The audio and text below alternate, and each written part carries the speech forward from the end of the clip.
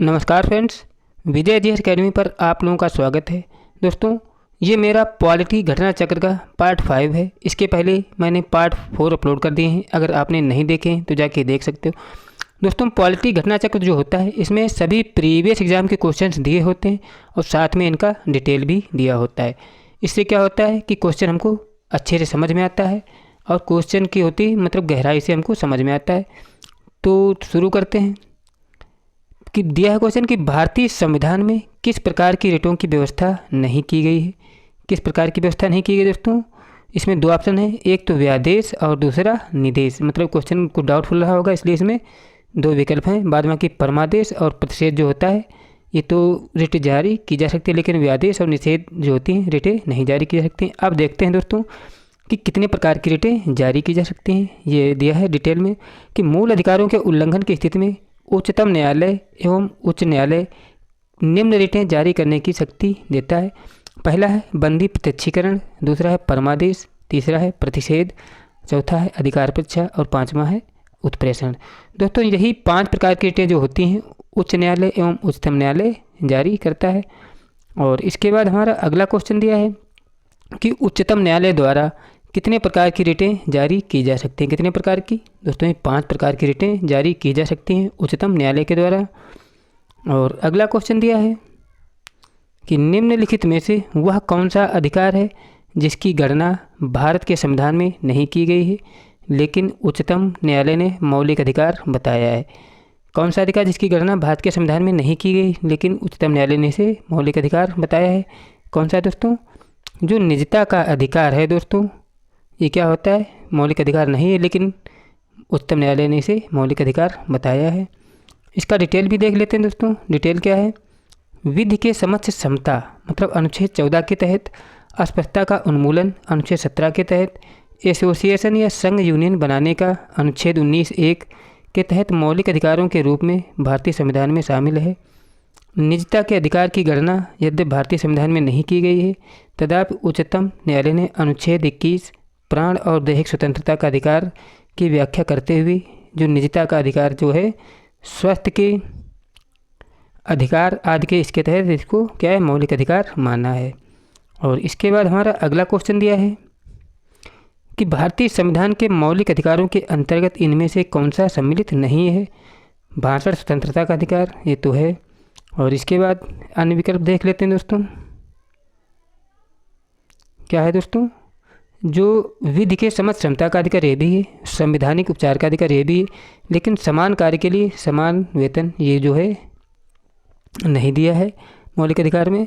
इसका डिटेल भी देख लेते हैं कि दिए गए विकल्प में समान कार्य के लिए समान वेतन भारतीय संविधान में नीति निर्देशक तत्वों के तहत अनुच्छेद 39(d) के अंतर्गत शामिल है और मौलिक अधिकार को में ये शामिल नहीं है। समान कार्य के लिए समान वेतन जो है नीति निर्देशक तत्वों के तहत अनुच्छेद 39(d) में है। अन्य तीनों जो हैं विकल्पों में प्रस्तुत भाषण की स्वतंत्रता अनुच्छेद 19(a) के तहत है, विधि के समक्ष समता का अधिकार अनुच्छेद 14 के तहत है, संवैधानिक उपचारों का अधिकार अनुच्छेद 22 के तहत मौलिक अधिकारों में सम्मिलित है। इसके बाद हमारा अगला क्वेश्चन दिया है कि निम्न में से कौन सा जोड़ा अनुकूल नहीं है? अनुच्छेद 14 विधि के अनुसार समानता और अनुच्छेद 16 दोस्तों क्या है? अवसर समानता है। अनुच्छेद 17 उपाधियों का अंत ये नहीं दोस्तों, अनुच्छेद 17 में क्या है? अस्पष्टता है। अनुच्छेद 18 क्या दोस्तों? सैनिक उपाधियों की अनुमति दी है अनुच्छेद 18 में। और इसका डिटेल क्या देखते हैं? डिटेल तो साथ में ही इसका दिया था। और अगला क्वेश्चन दिया है कि निम्नलिखित में से वह अधिकार कौन सा है जिसकी गणना भारत के संविधान में नहीं की गई है लेकिन उच्चतम न्यायालय ने उसे मौलिक अधिकार बताया है? किसे बताया दोस्तों? जो लास्ट वाला दिया है स्थायी आवास का अधिकार ये भारतीय संविधान में नहीं है लेकिन उच्चतम न्यायालय ने इसे मौलिक अधिकार बताया है। अगला क्वेश्चन दिया है, अगला क्वेश्चन पहले इसका डिटेल देख लेते हैं कि जीवन का अधिकार अनुच्छेद 21 के तहत, सार्वजनिक रोजगार के मामलों में अवसर की समानता अनुच्छेद 16 के तहत, व्यक्तिगत स्वतंत्रता का रक्षण अनुच्छेद 19 के तहत है। भारतीय संविधान में मौलिक अधिकार हैं। उच्चतम न्यायालय के अनुच्छेद 21 की व्यापक व्याख्या करते हुए स्थायी आवास या आश्रय प्राप्त करने के मौलिक अधिकार माना गया है। अब चलते हैं दोस्तों अगले क्वेश्चन देख लेते हैं। अगला क्वेश्चन दिया है कि भारतीय संविधान के अनुसार जीवन का अधिकार एक है। क्या दोस्तों? ये एक मौलिक अधिकार है भारतीय संविधान के अनुसार, जीवन का अधिकार।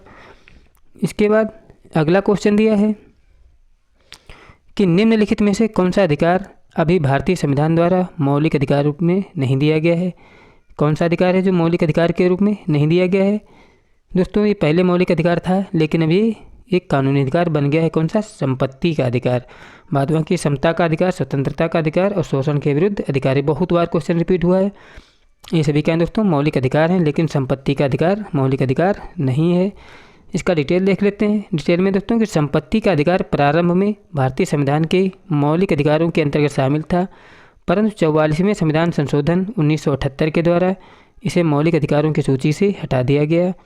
वर्तमान में यह अनुच्छेद जो है 300 का के अधीन एक विधिक अधिकार है, जिसे कानूनी अधिकार भी बोल सकते हैं। अगला क्वेश्चन है कि किस संविधान संशोधन अधिनियम द्वारा संपत्ति का अधिकार मूल अधिकार नहीं रहा है? किसके द्वारा? जो 44वां संविधान संशोधन हुआ था, इसके तहत संपत्ति के अधिकार को मूल अधिकार से हटा दिया गया था। और अगला क्वेश्चन दिया है कि 44वें संविधान संशोधन के अंतर्गत कौन सा एक विधिक अधिकार बन गया है? कौन सा? संपत्ति का अधिकार जो है दोस्तों एक विधिक अधिकार बन गया है, पहले ये मौलिक अधिकार हुआ करता था। और अगला क्वेश्चन है कि भारतीय संविधान, क्या क्वेश्चन दोस्तों? भारतीय संविधान के अनुसार संपत्ति का अधिकार है क्या दोस्तों? ये एक विधिक अधिकार है। बहुत बार रिपीट हुआ है क्वेश्चन ये। अगला क्वेश्चन है कि संपत्ति के अधिकार को मौलिक अधिकार की सूची से किसके शासनकाल द्वारा हटाया गया था? किसके? मोरारजी देसाई की सरकार के दौरान संपत्ति के अधिकार को मौलिक अधिकारों की सूची से हटाया गया था। इसके बाद इसका डिटेल देख लेते हैं कि संपत्ति के अधिकार को मौलिक अधिकार की सूची से 44वें संविधान संशोधन द्वारा 1978 में हटा दिया गया था। उस समय मोरारजी देसाई के नेतृत्व में जनता पार्टी की सरकार थी और मूल संविधान में संपत्ति का अधिकार अनुच्छेद 31 में समाविष्ट था। अब किसके अंतर्गत कर दिया गया? अनुच्छेद 300 का के तहत। अगला क्वेश्चन है कि निम्नलिखित में से वह मौलिक अधिकार कौन सा है जिसे डॉक्टर अंबेडकर के अनुसार संविधान का दिल कहा जाता है? किसे कहा जाता है दोस्तों? जो संवैधानिक उपचार का अधिकार है, इसे संविधान का दिल कहा जाता है डॉक्टर अंबेडकर के अनुसार। बहुत बार रिपीट हुआ क्वेश्चन, इसका डिटेल भी देख लेते हैं। दिया है कि डॉक्टर भीमराव अंबेडकर ने संविधान के मूल अधिकारों में उल्लिखित संवैधानिक उपचारों के अधिकार अनुच्छेद 32 को संविधान का हृदय व आत्मा कहा था।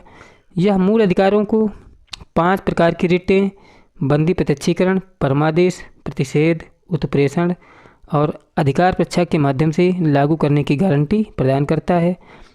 उच्चतम न्यायालय को इन रिटों को अनुच्छेद 32 के तहत जारी करने का अधिकार है, जबकि अनुच्छेद 226 के तहत क्या दोस्तों? अधीनस्थ उच्च न्यायालय इन रिटों को जारी कर सकता है। और अगला क्वेश्चन देखते हैं दोस्तों। भारत के संविधान में संवैधानिक उपचारों का अधिकार निम्नलिखित में से किस अनुच्छेद में दिया गया है? किस अनुच्छेद में दिया गया दोस्तों?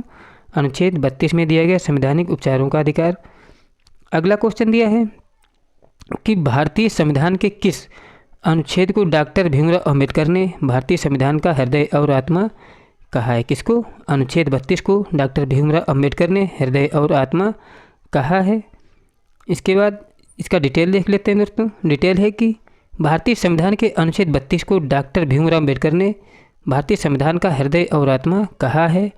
इस अनुच्छेद के अंतर्गत मौलिक अधिकारों को प्रवर्तित कराने के लिए समुचित कार्यवाहियों द्वारा उच्चतम न्यायालय में आवेदन करने का अधिकार प्रदान किया गया है। किसमें? अनुच्छेद 32 के तहत। इसके बाद हमारा अगला क्वेश्चन है कि कारखानों अथवा खानों में कोई व्यक्ति नियुक्त नहीं किया जा सकता है जब तक कि उसकी आयु कम से कम कितनी हो?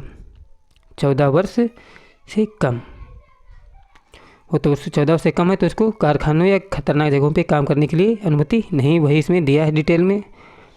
और अगला क्वेश्चन है कि निःशुल्क शिक्षा का अधिकार कुछ सीमाओं के अंतर्गत क्या है दोस्तों? निःशुल्क शिक्षा का अधिकार कुछ सीमाओं के अंतर्गत मौलिक अधिकारों में गारंटित है। विकल्प नंबर ए हमारा राइट हो जाएगा। इसका डिटेल देख लेते हैं कि प्रश्नकाल में 6 से 14 वर्ष के आयु के बच्चों के लिए निःशुल्क एवं अनिवार्य शिक्षा का अधिकार राजनीति सिद्धांतों में शामिल था, परंतु 86वें संविधान संशोधन 2002 के से संविधान में अनुच्छेद 21A जोड़कर इसे मौलिक अधिकार बना दिया गया है। अगला क्वेश्चन देखते हैं दोस्तों। अगला क्वेश्चन है कि भारत के संविधान में मौलिक अधिकार क्या दोस्तों? ये मूल संविधान के हिस्सा थे, मतलब मूल अधिकार। और इसका डिटेल क्या है दोस्तों?